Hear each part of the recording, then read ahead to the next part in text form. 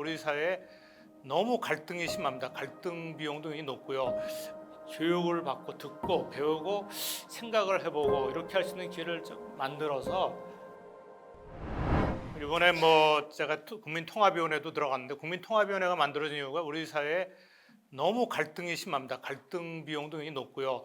우리가 경제적으로는 선진국 수준에 지금 이르렀는데 사회 내면을 들여다보면은 굉장히 골이 깊고 일어나는 사회적인 비용이 굉장히 많이 치러지고 있죠. 왜 청년들은 교회를 떠나는가? 여기 목사님 계시지만 여러 가지 이유가 있을 겁니다. 그리고 세대 간 대화가 단절되는 원인은 무엇인가? 또 그래서 이제 제가 예를 하나 들어서 이 H교회라고 했는데 우리가 다 아는 교회입니다. 할렐루야 교회 김상봉 목사님이 한 10년도 좀 넘은 얘기예요. 6.25를 맞아서 이제 6.25 관련 설교를 했습니다.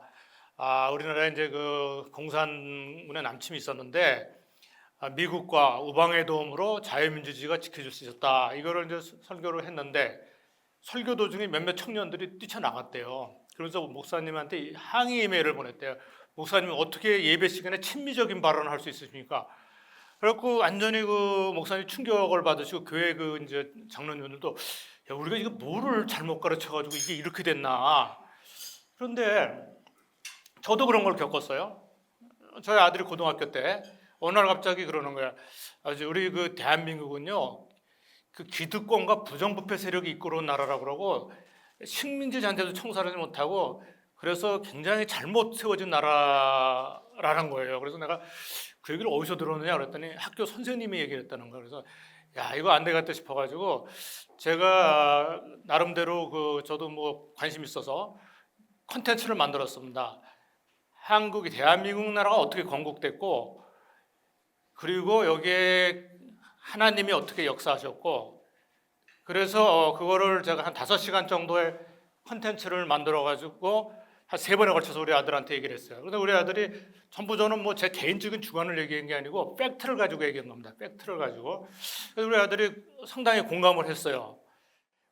그랬는데 저희 학부모들 교회에 있는데 저 이제 그 교회 학부모들이 우리 아들하고 이런 걸 해서 이렇게 했다 그랬더니 다들 비슷한 고민을 하고 있었어요. 그래가지고 우리 애들한테 좀 강의를 해줬으면 좋겠다. 그래가지고 그걸 또 해가지고 제가 한 10시간짜리, 한 8시간짜리 컨텐츠를 만들어서 3주에 걸쳐서 이렇게 한 토요일 날 한 3시간씩 해가지고 했습니다.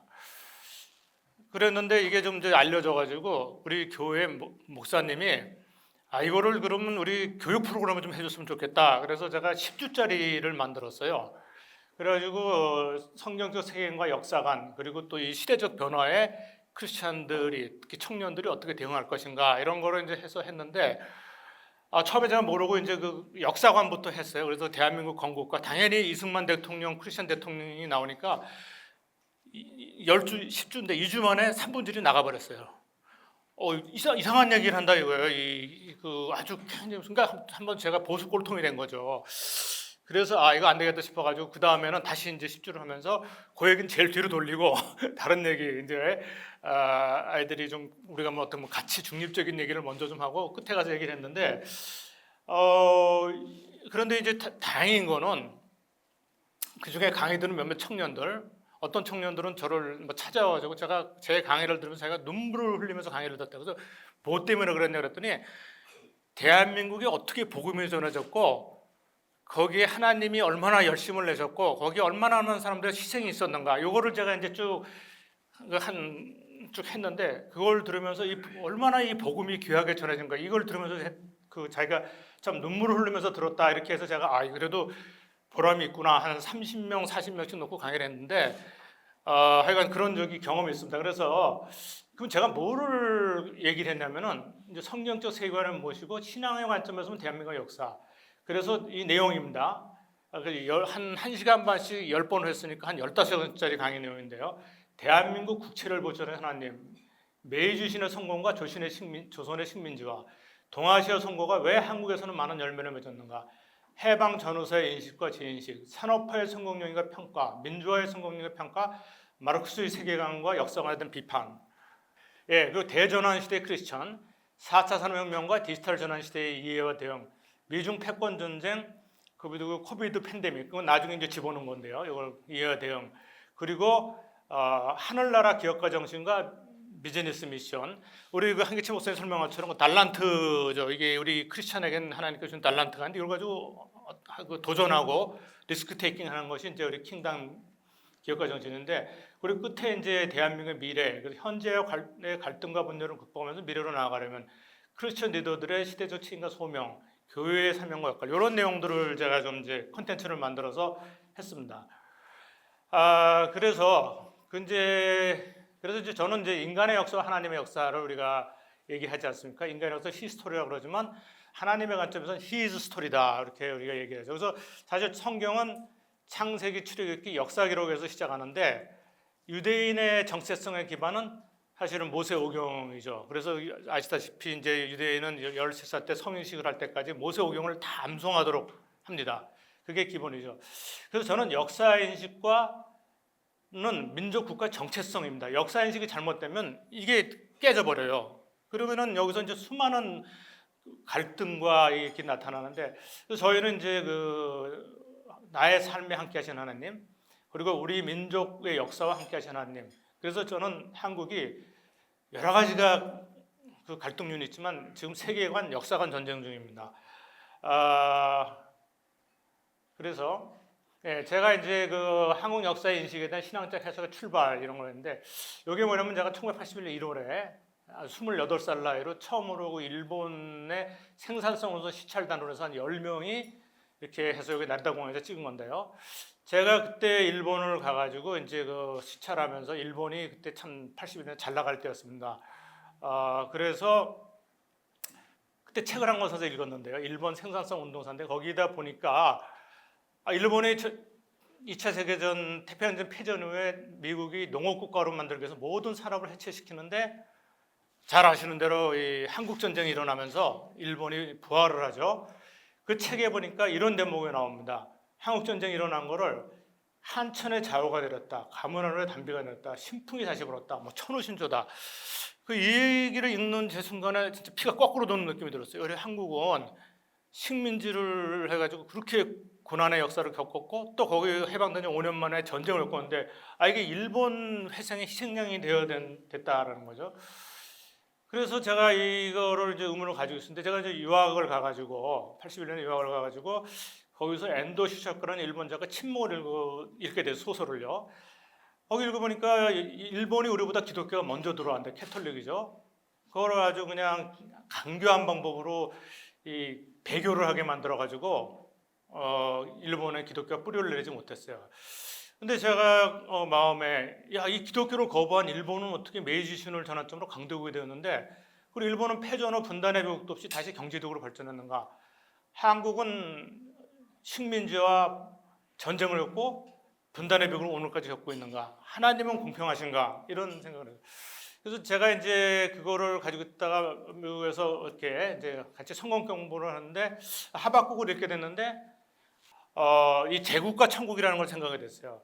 일본은 인간의 힘을 자랑하는 강력한 제국을 만들고 있었지만, 하나님은 이 동양의 아주 미약한 나라, 망한 식민지에서 하나님의 나라를 만들고 계셨다는 생각을 하게 됐어요. 그래서 제가 사실은 우리가 가지고 있는 컴플렉스 중에 하나가 일본 식민지 컴플렉스라는 게 있죠. 뭐 분단 컴플렉스도 있고 뭐 그런 게 있는데, 제가 그거를 이제 이 역사를 보게 되면서 그거를 넘어서게 되는 계기가 됐고요. 그래서 우리가 보면은 최강대국 로마 제국을 뒤엎은 초대 기독교, 또 신흥 강대국 일본의 제국의 불기가 있었다면은 우리 만국조선의 복음화가 있었다는 얘기죠. 그래서 임진왜란을 좀 연구를 하다 보니까, 제가 이순신 장군 연구회라는 데를 들어가가지고 자세히 보니까 참 임진왜란 때 우리가 살아남았다는 건 정말 기적 중의 기적이에요. 최근에 뭐 옛날에 명량이라는 영화도 있었고 최근에 또 한산이라는 영화도 나왔습니다만은, 제가 이제 그 자료를 읽다 보니까 서해 유성룡이 징비록에 이런 얘기를 썼어요. 이러고도 우리가 오늘날 있는 것은 하늘이 도운 곳입니다 라는 얘기를 했고요. 또 여기에서도 마찬가지입니다. 또 징비록에 왜 적이 평양까지만 와가지고 머물러 있었냐 그러면서 그때 이제 수습을 하게 되는데, 이것도 사람의 힘으로 된 것이 아니다. 그래서 이런 내용들을 제가 이제 이 내용을 좀 보면서 우리 이제 뭐 자세한 내용은 이제 제가 시간이 없으니까 넘어가고요. 자, 우리가 이제 역사 해석을 하면은 임진왜란에서 패배했으면 일본 식민지나 분단 국가로 전락했고 한국이라는 국가의 실제가 상실됐고 한글도 소멸됐고 기독교 국가로서 기회도 상실될 수밖에 없었죠. 또한 이제 그 다음에 중요한 게 이제 그 일제 강점기와 태평양 전쟁인데. 일본의 뭐 유명한 아시는 분은 알 텐데 세지마 류조라고 일본의 이쪽에 그 국가 전략가죠. 이토스의 회장을 지냈고 우리 박정희 대통령, 전두환 대통령까지 여러 가지 자문을 했던. 근데 이분이 이제 이런 얘기예요. 왜 일본이 태평양 전쟁을 일으켰느냐? 그러면서 어쨌든 그러지 말았어야 되는데, 근데 제가 이분의 한국분이죠. 일본적 흥망사를 읽다 보니까 이런 얘기를 썼더라고요. 일본이 적당한 선에서 외교적 타협을 통해 이 침략 전쟁을 멈췄더라면 패망을 면할 수도 있을 것이다. 한반도는 아직도 일본의 영토로 남아 있고 만주국은 존속할 수도 있다. 이런 얘기를 했는데 어쨌든 군국주의 일본이 광분하는 거죠. 이제 그 오버하는 바람에 결국은 됐는데 그래서 제가 이제 이거를 나름대로 보면은. 결국은 우상숭배, 무모한 정신주의, 침략화가 그리고 신사참배, 대량학살들 만행에 대한 하나의 징계인데 이승만 대통령이 태평양 전쟁 발발 직전에 재팬 인사이드 아웃이라는 저서를 통해서 이거를 예견을 했죠. 그때 이승만 대통령이 엄청 비난을 받았습니다. 이분 대통령 아닐 때는 이제 미국의 독립운동가였는데 일본을 너무 나쁘게 평가한다 그러는데 이제 미국 사람들 중에도 친일 세력이 많으니까 근데 결국은 이렇게 됐죠. 그래서 그 다음에 우리 한국 전쟁도 뭐 다 알고 있는 얘기이기 때문에 제가 뭐 자세한 설명을 하지 않고 넘어간다면은 그런 건데 그 뭐 6.25 전쟁 발발 직후 우리 빌리 그레엄 목사가 트루먼 대통령에 보낸 전보에서 이런 게 있다는 걸 많이 알려져 있죠. 남한에는 어느 것보다도 그리스도인들이 많다. 우리 미국이 절대 그들을 실망시켜서는 안 된다. 그런데 이제 그 당시 한국은 동맹과 우호가 가치가 없었습니다. 지정학적 전략이나 외교 실리를 쫓는 현실주의, 기능적인 외교 관점에서 한국은 아무런 가치가 없었습니다. 이거를 이제 와가지고 그래서 제가 이제 보니까 이 조지 캐넌이라는 사람인데 2차 세계대전에 미국 대외 전략의 최고 보람입니다. 소위 냉전을 설계한 사람이 미국 외교 50년이라는 책에서 이런 얘기를 했어요. 일본을 중국, 본토, 만주, 한국으로부터 구축했다. 이 지역에서 일본을 구축한 결과 현명하고 현실적인 인물들이 우리에게 경고한 그대로 되었다. 오늘 우리는 반세기 전 한국, 만주 방면에서 일본이 직면하고 부담했던 문제와 책임을 인계받았다. 다른 나라가 이를 인수했을 때 우리가 크게 경멸했던 무거운 짐을 우리가 지고 고생하는 것은 참으로 의도가 나쁜 하나님의 장난이다. 이분이 이런 아주 표현을 했어요. 그러니까 이분이 뭐 신앙 관점에서 얘기했는지 안 하는지 모르지만 하나님이 묘하게 해가지고 미국이 그 부담을 떠안게 만들었다는 얘기예요. 하지 말았어야 되는데 뭐 이런 얘기입니다. 그래서 뭐 역사 해석을 한다면 뭐 다 그런 얘기입니다. 기독교와 남한을 공산 세력의 말소력에 건져내셨고 한국 전쟁을 통해서 한미 상호조약이 체결되고 한반도 평화 체제가 유지되었고 체제 안정과 지역 안정을 통해 20세기 후반 산업화의 물결을 탈 수 있었다. 제가 이거를 아주 절실하게 느낀 게 제가 2006년에 아프가니스탄에 정부 자문으로 파견했었습니다.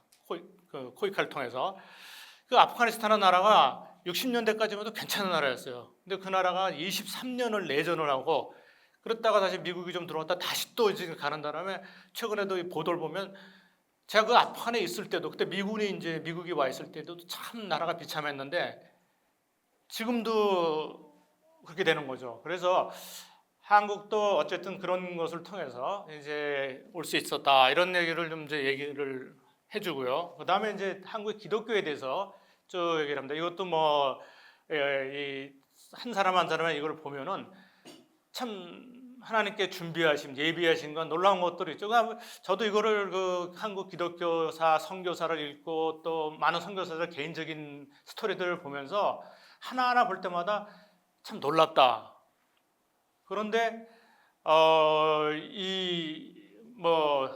그래서 저는 양화진에도 가끔 갑니다. 가서 이렇게 회상하면서 우리가 참 복음에 비친 자다라는 생각을 많이 하는데, 그래서 우리 이 참 식민지 때 기독교 민족 지도 양성의 여론이고 이미 이승만 대통령이 이제 1900년대 독립정신이라는 책에서 한국이 기독교를 근본으로 삼아야 된다. 그래서 이것이 44년 뒤죠.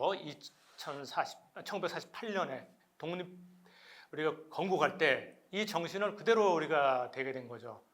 그래서 우리가 알고 있는 제헌국회 개헌식에서 이은용 목사 기도로 시작했는데 세 가지를 얘기합니다. 기도 내용을 보면 하나님의 은혜로 또 애국 선열들의 희생, 미국과 열방의 도움으로 우리나라가 독립이 되고 건국이 됐다. 혹시 이게 뭐냐면은 1919년에 이게 이제 3.1 운동이 일어날 때죠. 필라델피아에서 처음으로 의회가 열렸습니다. 한국 의회가. 그래서 서재필, 이승만을 비롯해서 유일한 등이 했는데 이 내용을 보면은 이 당시에 이 사람들이 대한민국은 어떤 나라가 돼야 되느냐, 해방 독립되고 나서 그거를 2박 3일 동안 토론을 하는 거예요. 그래서 그래서 제가 이거 뭐 완전히 앞도 보이지 않는 깜깜한 식민지 상황인데 이분이 그래가지고 이거를 갖다가 우리는 장차 독립이 되면 만들어갈 나라의 이상과 원칙을 구상해서 한국인의 목표와 열망에 대한 결의문을 선포할 것입니다. 그래서 이것이 결국은 정확하게 이제 38년 뒤 1948년에 현실화가 되는 거죠. 그리고 그때 참여했던 이승만이 대통령이 되는 겁니다. 그래서 제가 이거 볼 때 히브리서 1장 11장 1절에 믿음은 바라는 것들의 실상이요 보이지 않는 것들의 증거네. 이 선진들이 그 어두운 상황에서도 이런 것들을 꿈꿨다라는 거. 그래서 이게 참 감동이 있어요. 그래서 제가 이제 한국의 기독교는 무지와 어둠 속에 있던 백성을 빛 가운데 있는 하나님의 은혜, 민주적 고난 속에 부활과 영생, 독립의 소망을 갖게 된 복음이고 믿음의 선진들의 피와 땀과 눈물 얻은 생명의 면류관이라는 거. 근데 오늘 한국의 기독교는 이제 여기 이제 그다음 이렇게 되는 거죠. 그래서 이제 그럼에도 불구하고 왜 그러면 이렇게 역사 인식의 갈등이 심하냐 그랬을 때 바로 해방 이후 현대사에 대한 상반된 관점이 있는 겁니다. 자, 우리를 성공의 역사, 건국 60년 만에 산업화와 민주화 동시에 달성되고 세계 10위의 경제대국, 학문, 문화, 예술, 체육의 비약적 발전, 활발한 해외 진출과 국제교류, 국가 이미지와 국제적 위상 상승, 정말 존재가 없던 변방국가에서 이제 중심국가로 건전한 이런 나라가 어디를 둘러봐도 없다라는 건 우리가 기적 중에 기적입니다. 그럼에도 불구하고 이거를 실패 역사로 규정하고자 하는 사람들이 있어요. 일제잔세 청산을 실패했다. 과거수사를 정리해야 된다. 뭐 토착 외구들이 아직도 자리 잡고 있다. 분단 상태가 지속되기 때문에 무조건 통일을 해야 된다. 기회주의와 반칙 세력이 득세해서 부정부패이기 때문에 부패 기득권을 청산해야 된다. 과거사를 청산해야 된다. 미국의 절대적 영향력이 있기 때문에 반미 자주를 해야 된다. 빈부, 노사, 지역, 이념 갈등이 상존하여서 진보 개혁을 해야 된다. 그래서 이게 80년대만 해도 일부 운동권 세력에서 주도적인 주장이었는데 이미 이 사람들이 권력을 두 차례, 세 차례 잡아버렸습니다. 자, 우리 기독교 관점에서 볼 때 기독교는 민족의식 개혁, 선진 문명의 유입, 사회 발전의 주역이 된 거죠. 기독교 130년에 기독인 30% 가장 많았을 때 지금도 그래서 지금 해외 선교에서도 2위, 뭐 장기 선교로 1위, 그리고 각계각층의 기독교 리더십이 된 거죠. 그런데 문제는 이제 성장 정치와 신뢰도 저하 문제, 대형교회 기득권 세력화하는 문제, 그리고 반기독교 정서, 청년층의 기독교 이탈 증가, 가난한 교인 증가 이런 문제가 현실화된 겁니다. 그래서 저는 이제 상반된 역사의 세대 갈등 원인이 잘 아시는 대로 저는 결국은 마르크스주의 역사관과 반미주의, 반자본주의, 반시장주의 이것을 열심히 가르친 결과입니다. 학교에서 우리 이미 이제 생각에 젊은이들의 7, 80%가 그렇게 기울어 버렸어요. 뭐 그래서 심지어 여러분들은 뭐 괜찮을지 모르겠는데요. 많은 부모들이 그런 얘기합니다. 선거 때가 되면 두렵다. 집안에 분란이 일어나가지고 자식들하고 막 이게 대화도 안 되고 이런 얘기도 하는데 그래서 기독교를 친미주의, 친자본주의, 반통일 보수세력을 규정하고 있고 사회 갈등과 양극화 문제 그래서 뭐 그런데 이제 이런 데서 근데 이제 저는 뭐 그중에 핵심이 뭐냐면 정치적 자유는 맥시멈으로 확대가 됐습니다. 우리나라에서 뭐 광화문 내거리에서 대통령 막 쌍수로 욕해도 못 잡아갑니다. 김일성 찬양해도 못 잡아갑니다. 그 대신 경제적 자유는 엄청 축소가 됐어요. 그러니까 이것이 결국은 불신, 불만, 불안, 불만으로 이제 자리했고, 그래서 저는 이제 사회 갈등의 원인이 한편으로는 이제 성공의 함정, 우리가 빠른 성공을 했고, 그래서 제가 이제 책을 읽다 보니까 종교개혁 시대 지도자가 이런 얘기를 했더라고. 기울은 풍요를 얻고 풍요는 기울을 파괴하며 무너진 기울은 풍요를 앗아가게 된다. 그리고 물질적 번영에는 이제 부패가 소문되는데, 전반적으로 하여간 그 사회 전체의 규범이 약화되고 끝으로 법치주의나 민주 시민사회 문화가 미정착한 상태에서 또 기독교 정신의 기반도 약화되고 그러면서 이게 이제 여러 가지가 가져왔는데, 그리고 사회 갈등 원인이 제가 보는 관점에서는 자본소득의 증가입니다.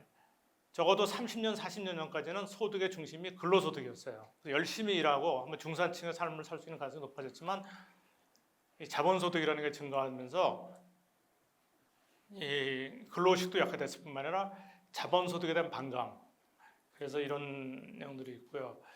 그리고 이제 뭐 사회 분간의 갈등과 대립 이런 것이 있는데, 그래서 이제 바로 이제 그런 거죠. 그래서 해방 전후사 같은 이제 분단의 원인이 뭐냐? 그래가지고 거기 미국 제국주의에 대한 한반도 분단 점령, 이승만의 정권 요구한 남한 단독 정부 수립. 그래서 미국과 이승만에게 분단과 전쟁의 책임을 전가하고 6.25는 통일전쟁이었다. 남조선 해방전쟁인데 미국이 방해했다. 전쟁의 원인도 남쪽 책임이 크다. 이런 식으로 이제 얘기를 한 거죠. 처음에는 이게 말이 되는 얘기냐, 우리 같이 이제 일찍이 배운 사람인데 이게 계속 얘기하다 보니까 젊은 세대들은 여기에 상당히 그거란 거예요. 그 공감을 하고 뭐 이런 식으로 생각이 돌아간 거죠. 역사적 사실을 보면은 해방 전 한반도에 이념적 분단이 있었고, 해방 직후 소련의 조직적 공산 정권 수립 공작이 있었고, 치밀한 남침 준비, 소련 붕괴의 기밀 문서가 해제되면서 다 그것이 허구라는 게 알려졌지만, 그럼에도 불구하고 아직도 이런 프로파간다가 젊은 세대들한테 많이 먹혀 들어가 있는 거죠. 그러니까 이제 아까 6.25를 그렇게 하니까 그거에 대해서 굉장히 반발하는 청년들이 나타나는 겁니다. 그래서 뭐 이승만 대통령에 대한 역사적 평가도 저는 뭐 자유민주주의 대한민국 건국을 위한 하나님의 준비하심이 있었고, 공산주의 세력의 본질에 대한 정확한 이해, 그리고 토지, 교육개혁과 시장경제 체제를 통한 경제발전의 기반을 구축했고, 한미 상호 방위 조약을 통해서 한미 동맹을 구축했죠. 이승만 대통령이 그 한미 동맹을 하면서 아주 어거지를 한 거죠. 미국을 그러면서 끌어내면서 이 얘기를 예언했습니다. 이로 인하여 자자손손 후손들이 복을 누리게 될 것이다. 그래서 한미 동맹을 통한 국방력 강화, 동북아의 세력 균형, 우리가 안보가 유지가 되면서, 사실은 한국의 역사를 보면은 반도라는 것 때문에 외침이 잦아가지고 사실 자주적으로 발전하기 굉장히 어려웠습니다. 그런데 6.25 전쟁 후에 비록 분단이 됐지만 70여 년간 한반도 평화 체제가 유지되면서 이때 비약적인 발전을 할 수 있던 계기가 된 거죠. 아까 제가 아프가니스탄 말씀했습니다만 베트남이나 아프가니스탄은 내전을 20년, 30년 해버리니까 나라가 완전히 거덜나 버린 거예요. 발전할 수 있는 힘을 다 잃어버린 겁니다. 그래서 이제 이런 건국 대통령 비판이 유시민 씨 나의 한국 현대사 책에 보면 이런 얘기를 써놨어요. 자기는 이승만을 건국 대통령으로 인정할 수 없다. 이유는 식민 잔재를 청산하지 못했다. 자유민주주의 정치를 실현하지 못했다. 경제 안정을 이루지 못했다. 이 사람 책이 굉장히 젊은 애들한테 영향력이 있는데요. 이게 말이 되는 얘기가 아니죠. 우리 힘으로 독립도 못했고 세계 최빈국 국가가 어떻게 이 세 가지를 동시에 이룹니까? 그래서 이 나라 만들기 어려움, 강대국에 둘러싼 지정학적 위치, 우리 힘으로 얻어내지 못한 독립, 공산주의의 강력한 정치 세력화, 이런 상황에서 이 나라를 건국한 거죠. 그래서 한반도는 지정학적 위기와 이점이 교차하고 있다. 세계 4강이 맞부딪히는 거리고, 한국의 국처를 보존하신 하나님, 그래서 한국의 국격을 높이신 하나님, 그리고 한국 민족의 기질과 재능을 사용하신 하나님, 우리를 통하여 영광 받으시기를 기뻐하신 하나님. 그래서 제가 마이클 슈먼이라는 사람이 2010년 더 미라클이라는 책인데, 이게 아시아의 아주 기적적으로 성공한 나라들을 쭉 분석한 책인데 여기에 이런 얘기를 했어요. 한국의 경제 성장은 부를 쌓는 것 이상의 의미가 있다. 한국의 경제 성장은 국가의 목표를 분명히 하고 5천년 역사에 드물게 자존심과 자신감을 높였으며 경제적으로 존경받고 힘 있는 나라로 인정받겠다라는 거죠. 제가 그래서 이거를 정리를 해보면은 과학적 두뇌와 예술적 감성, 강인한 DNA, 리카니오 자서전 읽다 보면은 일본들의 아주 잔악함에 많은 민족 국가들이 무릎을 꿇었는데 한국 사람들은 끝까지 저항하더라. 이런 얘기들도 있고, 진취성, 그리고 은혜형의 감성에서 창조성과 문화 발전이 되는데, 다만 문제는 좌로나 우로로 치우치는 특성이 있다. 쏠리면서의 현상이 심합니다. 그래서 사실 성경에 보면 우리 신명기부터 시작해서 여호수아 쪽에서 좌로나 우로나 좌로나 치우치지 말라. 근데 우리의 특징이 이제 지금 좌로나 우로나 이제 치우치는 거고, 하지만 이게 기업가 정신에서는 상당히 공격적이고 속도전이고 유연성이 강해가지고 이런 산업들을 다 만들어낸 겁니다. 그래서 우리나라의 이게 이제 세계 나름대로 굉장히 산업 강대국이 가지고 싶어하는 7개 산업인데 7개 산업을 모두 가지고 있는 나라는 전 세계에 4개 나라밖에 없어요. 대단한 거죠. 한국하고 중국하고 일본하고 독일입니다. 그 외에는 없어요. 그래서 어떤 분이 한국과 일본을 비교했을 때 한국의 민족적 원형은 자존이다, 일본은 가외다. 그래가지고 한국 사람들이 자존심과 체면의식이 강한데 이것이 살아나면은 열정과 신바람이 나지만 이게 잘 안 되면 오기와 한. 그래서 상당히 이제 한국 사람 평등의식이 강하죠. 그래서 이게 과도한 경쟁의식인데 긍정적으로는 압축 성장과 문화 발전의 원동이 되겠지만 부정적인 거는 사회 갈등과 분열되고 선교적 관점에서는 강인한 진취성, 열정, 헌신 이런 것들이 있어서 있습니다. 한국은 산업화 민주화의 성과를 올바르게 인식하고 평가하여 분열과를 데려오면서 선진사회로 나가야 한다. 그래서 크게 볼 때 한 5가지 정도가 필요하다. 경제적 선진화를 바탕으로 하려면 상생협력, 공정거래 질서가 좀 더 확보가 돼야 되고요. 자유민주주의가 정착이 되면서 성숙한 시민사회, 또 공동체에 대한 배려와 책임, 이 도덕성과 법치주의, 그리고 다문화, 다민족, 다종교 평화공정, 그래서 여기서는 다양성의 관리, 또 국제사회에서 존중을 받으면서 국격을 향상시키는 이런 것들이 우리가 지금 주어진 거고요. 자, 제가 결론은 제가 이것도 한 10여 년 전에 생각합니다. 우리 21세기 요셉을 기르자. 그런데 우리가 개신교 132여 년과 이제 4세대가 넘어서는데 제가 한번 생각을 해본 거예요. 1세대를 보니까 아브라함이 친척 아비집을 떠났어요. 이게 전통과의 결별이라고 본다. 2세대 이삭, 가까스로 대를 이어간 민족의 고난. 3세대 야곱, 물질적 성취를 위해 노력했으나 흠이 맞는 삶, 형 에서와 브라. 4세대 요셉, 고난 가운데 탁월한 리더로 성장한 많은 백성을 구원함. 그래서 우리가 이제 크리스찬의 어떤 이런 삶씨, 인격과 역량과 용기를 가진 리더들을 길러내야 된다. 제가 그래서 저희 이제 우리 기독교연구원이라는 단체를 제가 26년에 만들었는데 여기에서 이제 이런 것들을 하고 있습니다. 크리스찬 기업가들이 어떻게 크리스찬 기업가 정신, 기업 세계에서 하나님 나라를 구현할 것인가, 실현할 것인가 이런 것과 동시에 청년들을 길러내는, 그래서 이제 크리스찬 기업가 정신 MBA 이런 것도 하고 여기 챔바라는 것도 있고 책도 좀 내고 또 선교사들 세운 대학들이 있습니다. 이 자카르타 인터내셔널 대학이라든지 또 몽고 인터넷 이런 대학을 우리가 이제 지원하는 이런 역할들도 하고 있고 우리 이병구 회장님이 이제 현 이사장으로 계시고 우리 한기채 목사님도 이사로 좀 활동을 해주셨습니다. 그래서 저희가 미약하나마 이런 활동을 하고 있고요.